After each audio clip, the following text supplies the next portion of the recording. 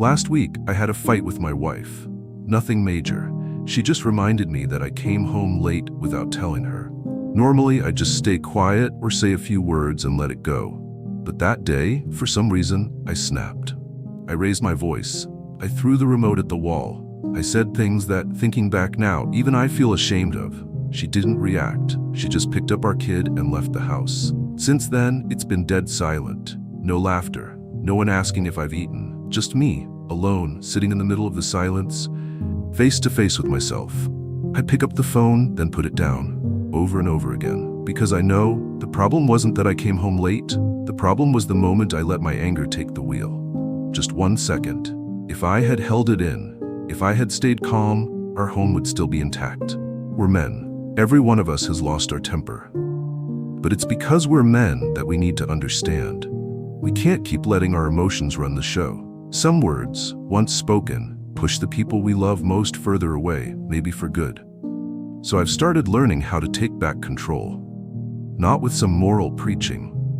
I read Marcus Aurelius, I learned from Epictetus, I write down every time I lose my temper. I start looking at my anger like it's something real, separate from who I am. And from these real, hard-earned experiences, I've come to see anger isn't a trait, it's a habit. And like any habit, it can be broken if we're clear-headed enough to stare it in the face. This video isn't about teaching anyone anything. I just want to share, if you've ever lost control like I did, if you've ever said things that made someone you love cry, if you've ever smashed something in the house and hated yourself for it for days, then stay here. Watch until the end. Maybe what I'm about to share can help you hold on to the things that really matter before it's too late. And from here, we begin. Before we begin, don't forget to subscribe and like if you're new here. It helps me keep bringing you more valuable content.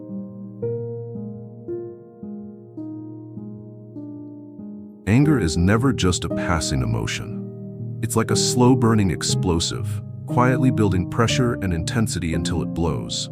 Sometimes we think it's fine to be a little irritated, a little snappy, no big deal. But the truth is, anger doesn't just fade away. It leaves a mark on your mind, on the people around you, and in the choices you make afterward. I used to think fighting with my wife, my friends, even coworkers was normal. Who doesn't lose their temper sometimes, right? But over time, I realized that every outburst didn't just hurt the other person. It chipped away at me too. Every time I let anger take over, I lost a little dignity. I lost a little respect from the people who once looked up to me. Anger isn't just a sudden reaction. It's the ugly flip side of losing control, and the consequences are never random. It digs into the minds of those around you, poisons the air in the room, and can quietly sabotage your career and your relationships. Anger cracks the foundation you've spent years building, making the people you care about feel like they don't matter anymore. It's a dead end you won't see coming until everything starts to fall apart. Stoicism taught me one thing. We can't control what happens to us, but we can always control how we respond. And anger is one of the easiest traps to fall into. But what matters is recognizing it, understanding that if you don't get a grip, it will wreck everything. That's why, when I feel that heat rising inside, I don't let myself react right away anymore. I pause and ask myself, is this really worth getting mad about?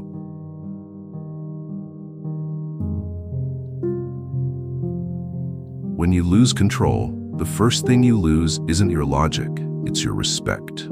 The respect others have for you, and more importantly, the respect you have for yourself. Anger doesn't just make you look bad in the eyes of others, it makes you feel weak, unreliable, and lost within your own skin. There was a time I argued with my wife over something trivial. She didn't say what I wanted to hear, and I exploded. The whole house felt like it went up in flames with my rage. Everything happened so fast, I wasn't in control. I didn't even realize what I had said until I saw the terrifying silence on her face. When the anger faded, the consequences set in. Her eyes were red, her lips trembling. No accusations, no yelling, just silence. And that silence was more devastating than any argument. It was the silence of hurt, of deep disappointment. In that moment, I realized every word, every action in anger, once it's out, it's out. You can't take it back. It had hit a place in her I couldn't fix with an apology. The damage was done. And no matter what I said afterward, I couldn't undo it. Stoicism taught me this. Remember, once your words and actions are out, they're permanent. You can't unsay them. That's why instead of letting anger run the show, I've learned to shut my mouth, to stay silent before doing irreversible damage. Sure, apologies might help settle the conflict, but they'll never heal the kind of wounds anger can cause. That's why silence is sometimes the strongest way to protect yourself and the people you love.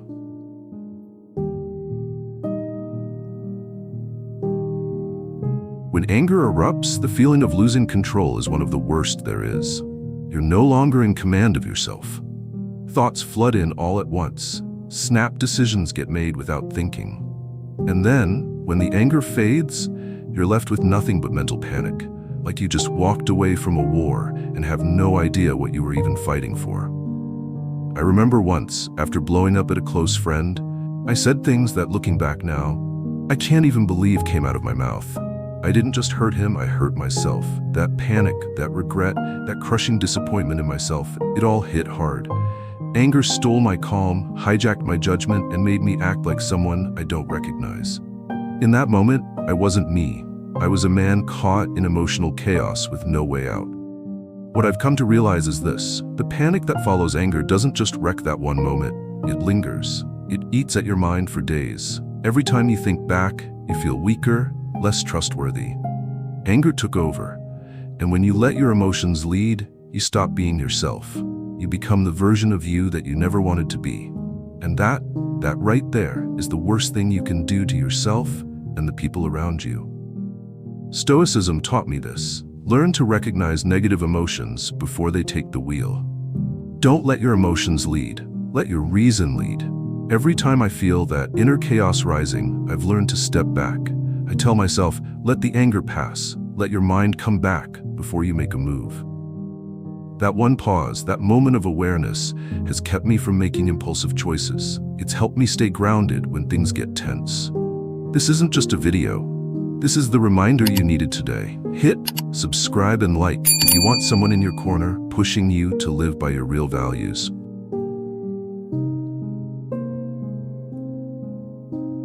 That split second before anger explodes, it lasts only a few seconds, but the cost of those few seconds can be years of regret. I've lived through that moment. I know what it feels like when you can't stop in time. It's like losing the brakes while driving down a mountain. You don't even know where it's taking you. Words fly out of your mouth, your hands react, your eyes glare, like you're no longer the one in control. Something else, raw, destructive, takes over. And the painful truth is, I could have stopped it.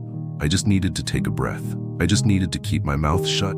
I just needed a few seconds. But I didn't. Later, when I started studying Stoicism, I found it clearly laid out by Epictetus. When emotions surge, don't react, pause, observe it, then ask, who are you? It sounds simple, but in reality, it's one of the most powerful skills a seasoned man can develop. The ability to delay the reaction, breathing, not just to calm down, but to pause, to create space between the stimulus and the response. And in that space, that's where you regain control. I still remember the first time I tried it. It was with my wife. Again, I forgot about taking Kid out like I promised. I could feel it, my temper rising, my eyes starting to twitch, my chest heating up. My mind just wanted to fire back. You're always nitpicking. Can you just stop talking already? But then I remembered Epictetus. I took a deep breath. I looked her in the eyes and said nothing, just silence to see what I truly wanted in that moment. A minute later, I simply said, I'm sorry. I really did forget, but I'll fix it. I don't want us to argue. And strangely, there was no fight, no blow-up, no damage, just a calm conversation between two grown adults. I didn't become a saint after one deep breath, but from that moment on, I knew delaying your reaction is the most powerful way to break the cycle of anger. Anger itself isn't bad. It's a signal. Something inside you isn't right. But the reckless response born from anger, that's what destroys a man's life. And the most dangerous part is this. Anger doesn't wait for logic. It comes fast. It doesn't need a good reason. It just needs a slightly louder tone, a disrespectful look, a cold text. That's all it takes to light the fuse. So you can't wait until you're angry to learn how to stay calm. You have to train beforehand. Train yourself to breathe, to pause, to observe what's happening inside when emotions rise. I follow one simple rule. When emotions rise, stay silent. When you feel the urge to react instantly, stop. Do nothing for 5 minutes, just 5 minutes. Step into another room, wash your face, step outside and take a deep breath. Those 5 minutes have saved me from countless slip-ups, words I'd regret, actions I'd hate, and worst of all, losing myself. Here's the beautiful truth. When you learn to delay your reaction, you're no longer at the mercy of emotion. You're no longer a victim of your own chaos. You start becoming the man who's in charge. Marcus Aurelius once said something that shook me to my core. When insulted, ask yourself, does this harm my inner character? If not, then it's not worth a response. Your inner character, that's what you protect above all else. Your honor, your composure, your strength.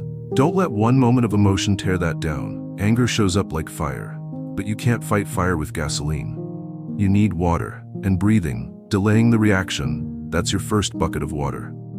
I'm not saying you'll nail it right away. It took me a full year to go from hothead to someone who knows when to pause. But every time you succeed, you're saving a relationship, a career, a reputation. No one respects a man who's always smashing things and saying sorry. People respect the man who can swallow his anger without losing his posture or his worth. So if you're wondering where to start in mastering your temper, start here. When you're angry, take a breath. And shut up. You don't need to be right. You don't need to win. You just need to stay in control. Because if you can't hold 1 minute of silence, you might spend a lifetime apologizing. And I know you don't want to live like that anymore.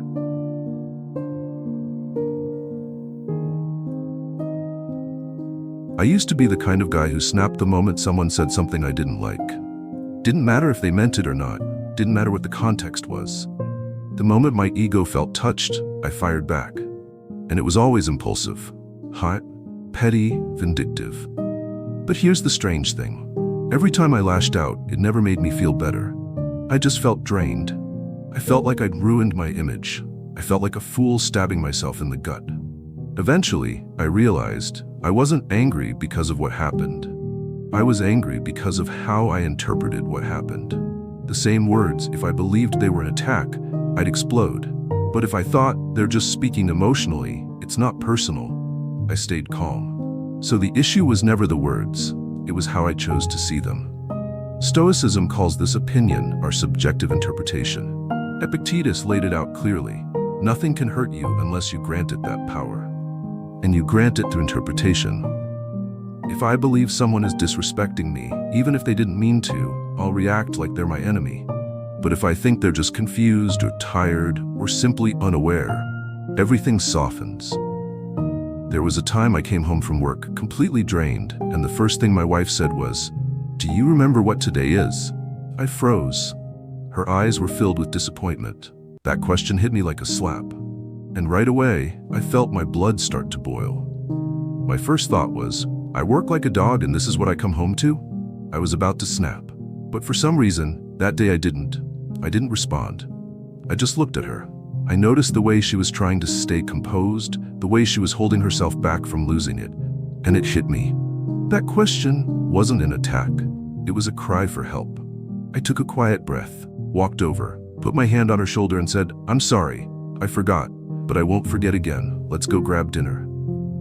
That was it, she nodded. We walked out together. No fight, no tears, no damage. If I hadn't reframed the situation that day, we probably would have had another pointless fight, and the house would have gone cold for days. All over a single sentence. One misunderstanding. One lapse in self-awareness. What I've learned is this: reframing isn't about lying to yourself. It's not about excusing others. It's about protecting yourself from your own auto-reactions. Because the truth is, a grown man isn't someone who never gets provoked. He's someone who knows how to choose his response after stepping back. I can't control what others say, but I absolutely control how I interpret it, and whether I hold on to my peace or shatter it myself. Yes, there are times I misread people. Times I thought someone was careless, and they were actually cruel. Times I thought it was a joke, but they really meant disrespect. But even then, holding my composure doesn't make me weak. It makes me sharper.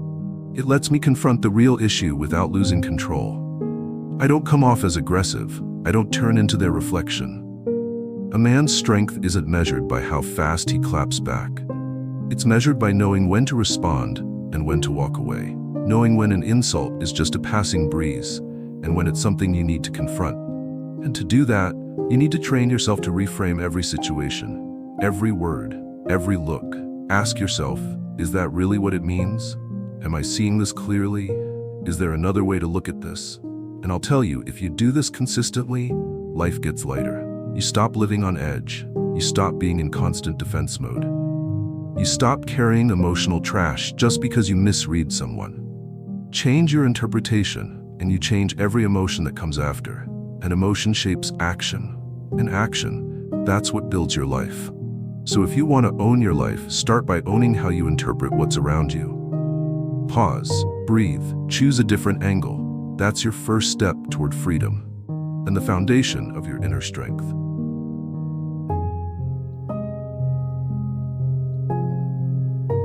I used to think it's okay to get angry as long as you apologize afterward.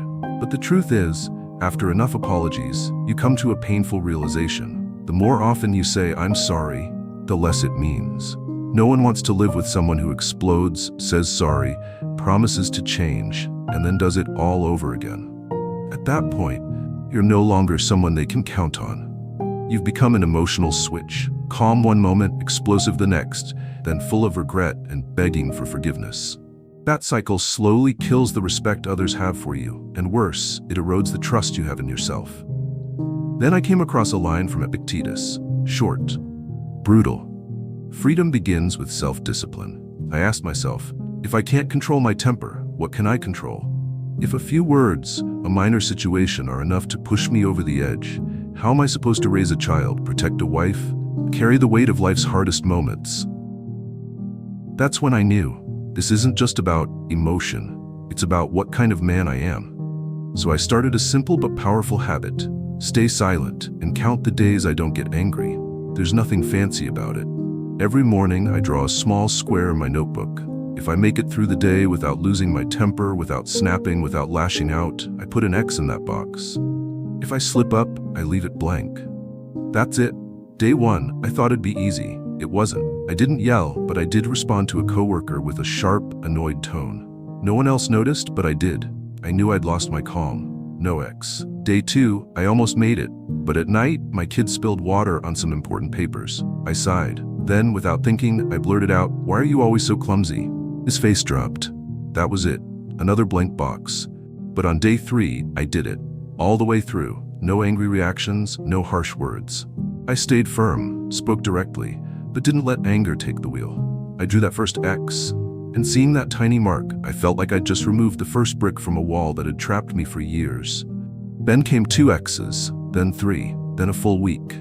Some days I came close to blowing it, but I stayed silent. I walked it off, splashed cold water on my face, took deep breaths, bit my tongue, but I didn't let my first reaction win, and I marked another X. The best part? The more X's I had, the more I didn't want to break the streak. It became an invisible pact with myself. Each day without anger wasn't just a win in the eyes of others, it was a win for my own self-respect. I started to feel stronger. Not the kind of strength that roars, but the kind that stands solid and says nothing. Staying silent doesn't mean you're weak. It means you're in control. It means you choose not to react. Not because you're afraid, but because you know. Words spoken in anger are words not worth saying. And if they're not worth it, they're better left unsaid. I'm no saint. I still slip. There are blank boxes in my notebook, but I don't tear those pages out. I leave them so I never forget. There's nothing more valuable than a day lived in calm. And I keep going, quietly, but with resolve. Try it yourself. All you need is a pen, a notebook, and brutal honesty. You'll find that drawing that X feels better than any outburst, because it doesn't come with regret. It doesn't hurt anyone. And most importantly, it earns you your own respect. We can't control the world. But if each day you can keep your head cool and your heart steady, you're already doing what most men can't, mastering yourself. And that is the real strength of a man. Most people quit before they ever learn the biggest lesson. But if you're still watching, I know you're different. Hit subscribe, like, and let's go all the way together.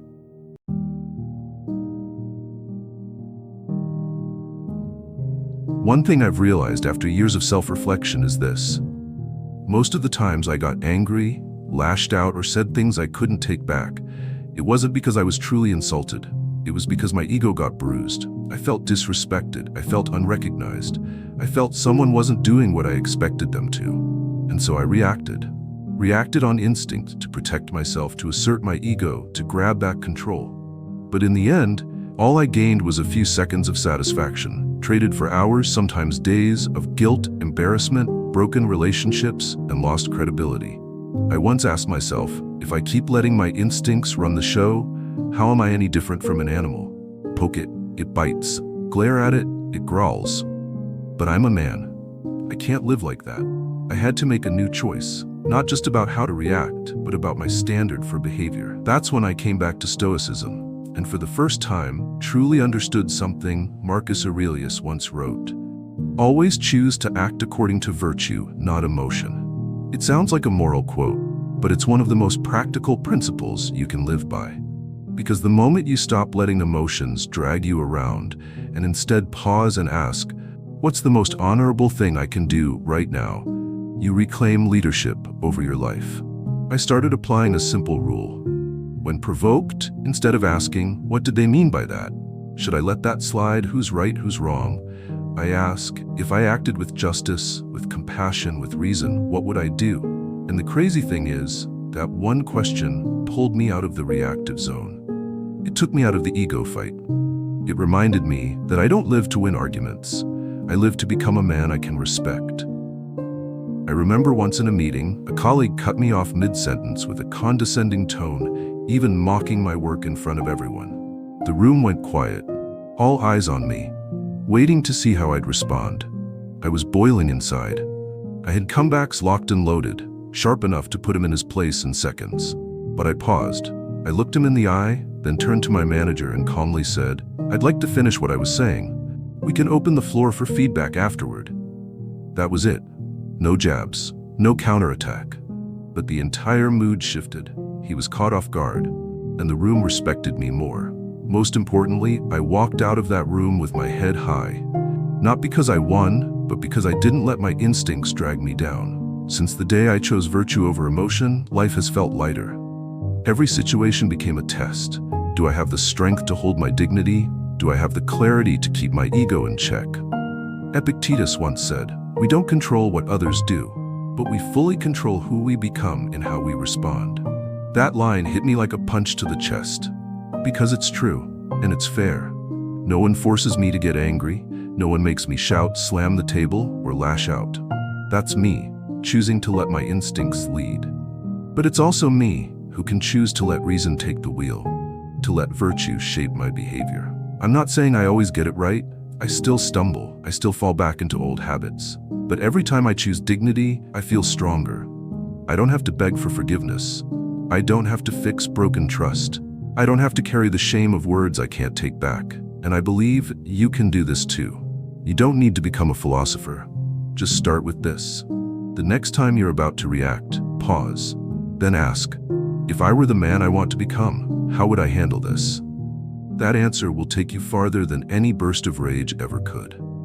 Because in the end, a man isn't measured by how loud he yells, but by how well he holds to virtue when life tests him. And that is what earns real respect.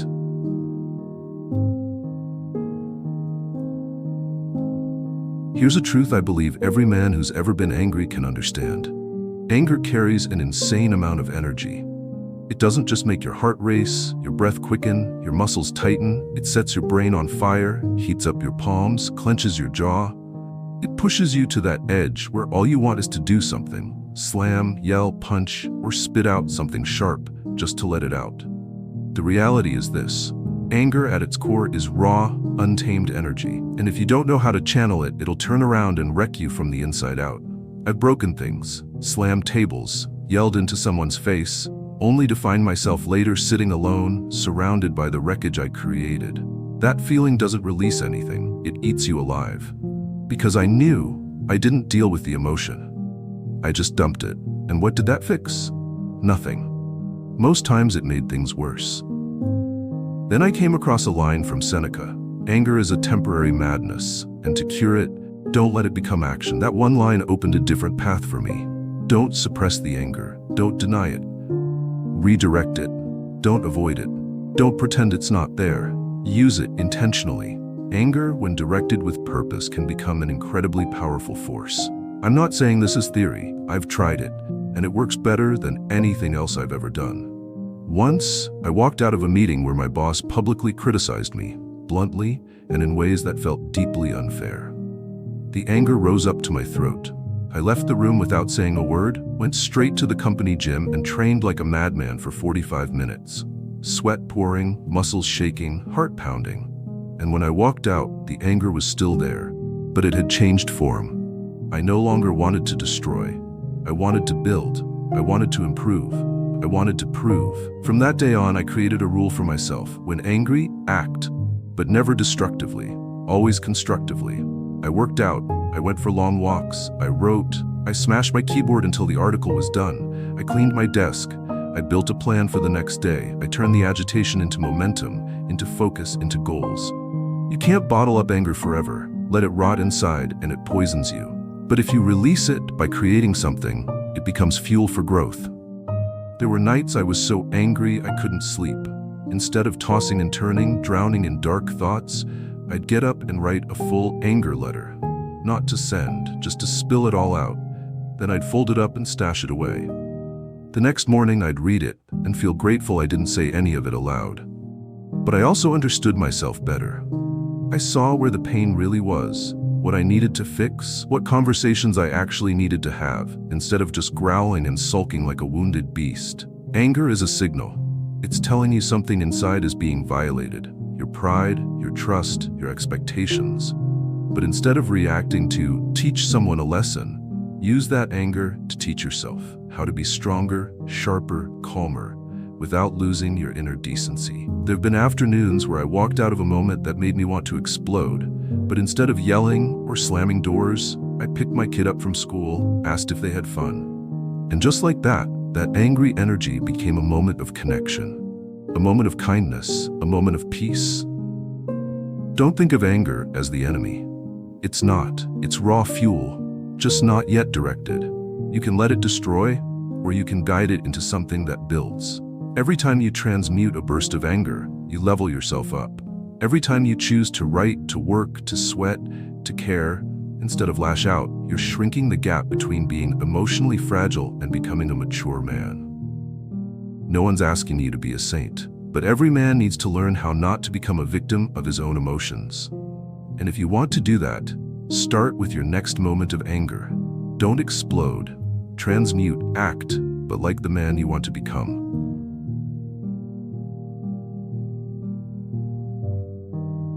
I don't know about you, but there have been moments when anger surged in me like wildfire. All I wanted was to break something, say what I had to say, react just to get it out. But I've noticed something. 10 minutes later, the feeling shifts. An hour later, I start to feel regret. A day later, I ask myself, why did I lose it over that? And a week later, the whole thing feels meaningless. Looking back, every angry outburst felt like burning down the entire house, just to kill a mosquito.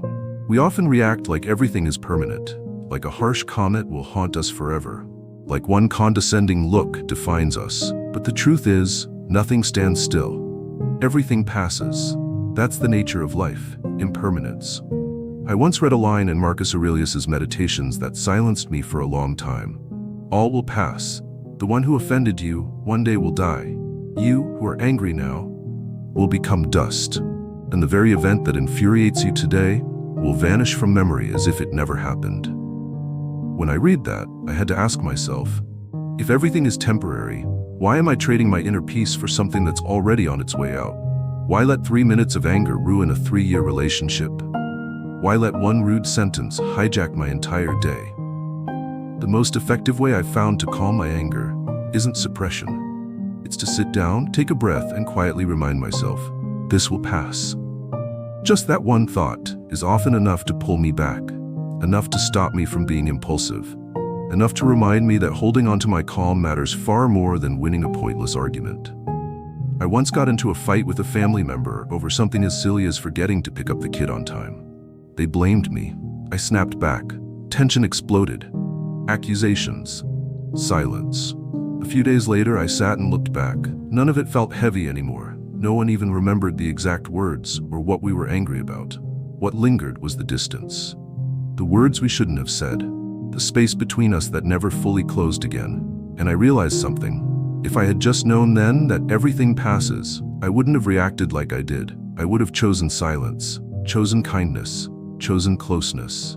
Stoicism teaches us, nothing is forever. Emotions too come and go. But our actions during those emotional spikes, those leave real consequences. And more often than not, when the feeling fades, it's just us, left alone with what we've done.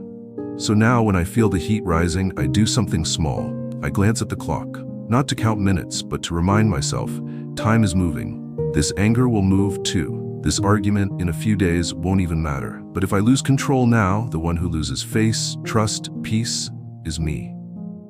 Impermanence doesn't make me indifferent. It makes me careful. Careful with my words, with my reactions, with how I treat others in every moment. Because if everything fades, then what I do right now matters even more. I no longer want to be the kind of man who's always ready to explode, to shout, to destroy, then apologize. I want to be the man who, no matter what's said or done, still carries himself with calm. Because he understands, nothing lasts long enough to be worth losing yourself over.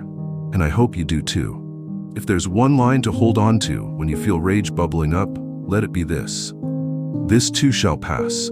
Don't let something temporary ruin something permanent. Understand that. And you won't need to force yourself to not be angry.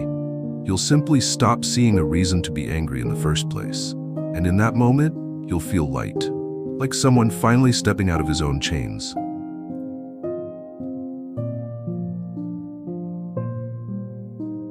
The anger inside me, I've always called it a wolf, a real one. Not metaphorically, not poetically.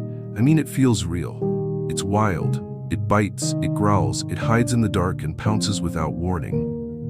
I lived with that wolf for years without knowing how to control it. When it showed up, I became a puppet. My words cut like razors, my actions hit like hammers. And afterward, I'd look around at the wreckage I caused, sit in silence, and feel ashamed of the man I'd just been. But here's the truth. You can't kill the wolf. It doesn't vanish just because you want it to. The more you try to bury it, the more you pretend to be a nice guy, the stronger it grows behind the curtain. And one day, it explodes even harder. Like pressing down a spring with your bare hands, the more you force it down, the more violently it rebounds. So I learned a different way. Not to kill it, not to deny it, but to tame it. I started observing my anger like I would a wild animal. When it began to stir, I could tell. When my breathing got tight, my eyes narrowed, my tone got sharper, I'd say to myself, the wolf's waking up. And I wouldn't fight it. I'd walk it. I'd let it move. I'd whisper inside my head, I know you're hungry, but today, you don't get to bite. I'd walk. I'd splash cold water on my face. I'd breathe deep. I'd shut my mouth. I'd count backwards from 100. I'd open my phone and furiously type out a stream of consciousness rant just to release it. Every time I did, it was like taking the wolf out for a walk, so it didn't break through the door and tear everything apart.